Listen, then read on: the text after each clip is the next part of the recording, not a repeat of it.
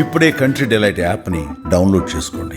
Download the country delight app now. మాయమైపోతున్నాడమ్మా మనిషిన్నవాడు, మచ్చుకైన కానరాడు, మానవత్వం ఉన్నవాడు అంటూ అందశ్రీ పాడిన పాట అక్షర సత్యమవుతోంది. నేటి సమాజంలో మానవ సంబంధాలు పూర్తిగా నశించిపోతున్నాయి. ఆస్తులు, భూమి, డబ్బు, ప్రేమ, అక్రమ సంబంధాల నేపథ్యంలో సొంత వాళ్ళనే చంపుకుంటున్నారు. ఈ నెలలోనే తెలంగాణలో వరుస దారుణాలు వెన్నులో వణుకు పుట్టిస్తున్నాయి. ఆ మధ్య తన ప్రేమకు అడ్డొస్తున్నాడని తండ్రిని కట్టేసి కొట్టి ప్రేమ వ్యామోహంలో తల్లిని చంపిన ఘటన మరువక ముందే ఓ తండ్రి నాలుక్కోసాడు కన్న కొడుకు. ఈ ఘటన ఎక్కడ జరిగింది, ఎందుకు అలా చేశాడు, పూర్తి వివరాలు ఈ స్టోరీలో చూద్దాం.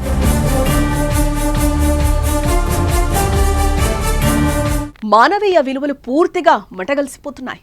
ప్రభుత్వ పథకం కింద తనకు రావాల్సిన డబ్బు ఇవ్వలేదనే కోపంతో ఓ కొడుకు తన తండ్రి నాలుక కోసిన సంఘటన హవేళీ ఘనపూర్ మండలం ఔరంగాబాద్ తండాలో కలకలం రేపుతోంది.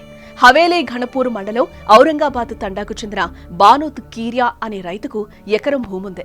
ఇటీవలే రాష్ట్ర ప్రభుత్వం రైతు భరోసా పథకం కింద బానోత్ కీరియా ఖాతాలో 6,000 పంట పెట్టుబడి సాయం జమ చేసింది. తండ్రి అకౌంట్లో డబ్బులు పడ్డాయన్న విషయం తెలుసుకున్న చిన్న కొడుకు సంతోష్ ఆ డబ్బు తనకి ఇవ్వాలని అడిగాడు. కిరియా తన ఆరోగ్యం బాగలేదు, హాస్పిటల్ ఖర్చు కోసం 2,000 తన వద్ద ఉంచుకుని మిగతా 4,000 ఇస్తానని అన్నాడు. అందుకు ఒప్పుకొని సంతోష్ 6,000 ఇవ్వాల్సిందేనని తండ్రితో గొడవపడ్డాడు.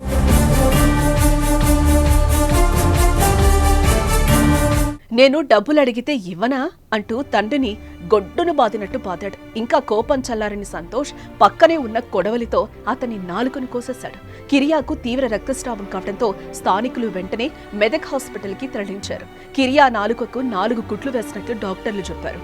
ఈ దారుణ ఘటనపై బానోత్ కీరియా భార్య ఫిర్యాదు మేరకు పోలీసులు కేసు నమోదు చేసుకున్నారు. తండ్రన్న కనికరం లేకుండా ఈ దారుణానికి పాల్పడిన సంతోష్ ని పోలీసులు అదుపులోకి తీసుకున్నారు. కేవలం 6,000 కోసం కంటికి రెప్పలా సాకిన కన్న తండ్రిని ఇంత దారుణంగా నాలుక కోయడంపై స్థానికంగా తీవ్ర చర్చనీయాంశంగా మారింది. డబ్బుకిచ్చిన విలువ మానవ సంబంధాలకు ఇవ్వడం లేదని అభిప్రాయపడుతున్నారు.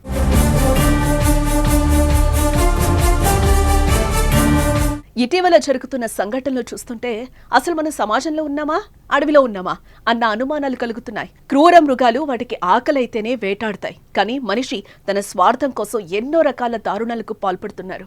హనీమూన్ పేరుతో భర్తను చంపిన భార్య, నెల రోజులకే ఇల్లీగల్ వ్యవహారంతో భర్తను చంపించిన మరో భార్య, ప్రేమించిన యువకుడి కోసం కన్న తల్లిని చంపిన కూతురు, డబ్బు కోసం తల్లిదండ్రులను చంపే కొడుకులు, నిత్యం ఎక్కడో అక్కడ ఇలాంటి ఘోరాలు, నేరాలు జరుగుతూనే ఉన్నాయి.